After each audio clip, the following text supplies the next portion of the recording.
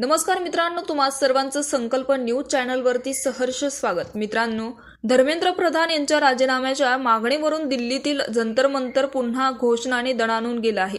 आंदोलनकर्त्यांनी मैदान सोडणार नाही अशी ठाम भूमिका घेतली असून देशभरातील तरुण या आंदोलनात सहभागी होत आहे।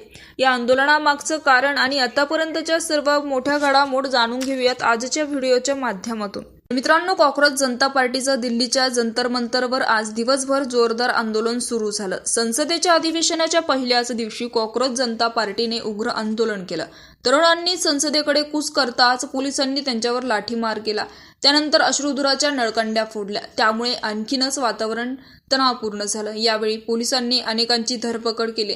संध्याकाळपर्यंत जंतर मंतर मैदान खाली झालं होतं। त्यानंतर अभिजित दीपके यांनी पुन्हा जंतर मंतरवर जाऊन आंदोलन सुरू केलं। जंतर मंतरवर अजूनही आंदोलन सुरू आहे। जोपर्यंत केंद्रीय शिक्षण मंत्री धर्मेंद्र प्रधान यांचा राजीनामा होत नाही तोपर्यंत आम्ही मैदान सोडणार नाही असा पवित्रास आंदोलकांनी घेतल्याने वातावरण पुन्हा एकदा चिघळण्याची शक्यता निर्माण केली जाते। जंतर मंतरवर शेकडो तरुण टॉर्च घेऊन ठाम मांडून बसले आहेत। या आंदोलकांना सीजेपीचे प्रवक्ते आशुतोष रांगा यांनी संबोधित केलंय।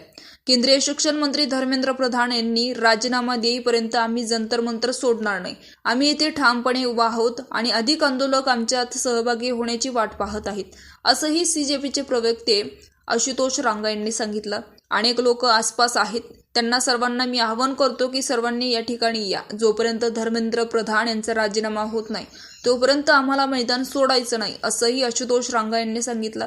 तसेच हे आंदोलन सातत्याने चालू राहील असंही त्यांनी स्पष्ट केलं। हे आंदोलक रात्रभर जंतर मंतरवर राहणार आहे, त्यामुळे सकाळी ते काय भूमिका घेणार याकडे सगळ्यांचे लक्ष लागले। सकाळी आंदोलक पुन्हा आंदोलन करणार की नाही याकडे सगळ्यांचे लक्ष लागले। दरम्यान आज दिवसभर जंतर मंतरवर मोठा हंगामा झाला।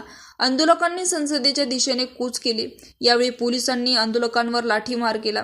त्यावेळी वातावरण चिघळलं। आंदोलक बॅरिकेड्स तोडून पुढे जाण्याचा प्रयत्न करत होते। यावेळी पोलिसांनी आंदोलकांना पांगवण्यासाठी अश्रुधुरांच्या नळकांड्या फोडल्या। आंदोलकांना पांगवण्यासाठी पोलिसांचा मोठा बंदोबस्त ठेवण्यात आलाय। तर मित्रांनो, या आंदोलनाबाबत तुमचं मत काय? सरकारने काय करायला हवं? तुमचं मत कमेंट बॉक्समध्ये नक्कीच शेअर करा आणि चॅनलला सबस्क्राईब करा। तूर्तास धन्यवाद।